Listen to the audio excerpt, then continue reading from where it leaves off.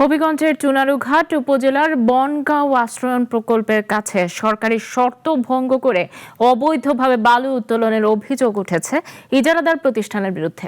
পরিবেশ বিধ্বংসী ড্রেজার বসিয়ে দিন-রাত 24 ঘন্টাই চলছে বালু উত্তোলন।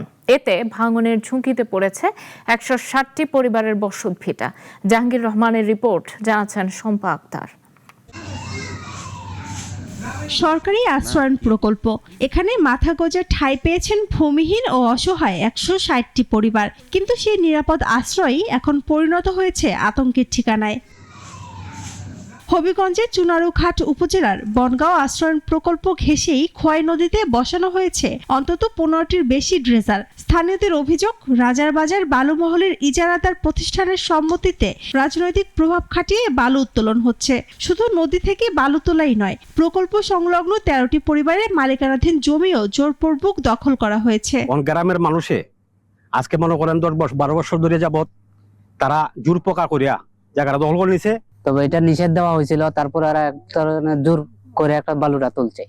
যেন মনে করেন 13টা ফ্যামিলির জায়গা আছে, ওরা প্রতিবাদ করছিল, প্রতিবাদ করাতে ওরা হুমকি তুমকি দিছে। বালুমহল ও মাটি ব্যবস্থাপনা আইন অনুযায়ী আশ্রয়ণ প্রকল্প, সেতু, কালভার্ট কিংবা গুরুত্বপূর্ণ স্থাপনা নির্ধারিত দূরত্বের মধ্যে বালু উত্তোলন করা যায় না, কিন্তু সেই আইন উপেক্ষা করেই চলছে পরিবেশ বিধ্বংসী ড্রেজার। একই সঙ্গে ক্ষতিগ্রস্ত হচ্ছে কৃষি জমি। এরা কইছে আমরা সরকারি ভাবে মাল আনছি, সরকারি ভাবে তুলমু, তোমরা প্রতিবাদ করো রাখে, এরকম ধরনের কয়েক জোর পোকার এরা মনে করেন বালুর মাল দিছে। এখানে ওই দিকেও দিছে বালুর মাল, জোর পোকার। আর গাঙ্গের মধ্যে বালু তোলার কারণে অনেক মানুষ নাই হইতেছে, বুঝছেন, বাচ্চা হাচ্চার ডর করে, আমরা গোসল করতে পারি না, বুড়ো তাই না।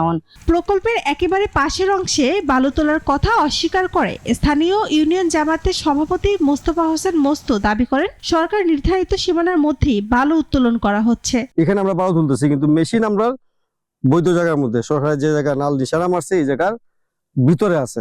এ বিষয় নিয়ে অতিরিক্ত জেলা প্রশাসক জানান, অভিযোগের সত্যতা যাচাই করে আইন অনুযায়ী ব্যবস্থা নেওয়া হবে। পরিবেশ বিধ্বংসী ড্রেজার যদি কেউ ব্যবহার করে থাকে, সেক্ষেত্রে পরিবেশ অধিদপ্তর ব্যবস্থা নিতে পারে। আমরা তাদেরকে অনুরোধ করব যেন এই বিষয়টি খেয়াল রাখে।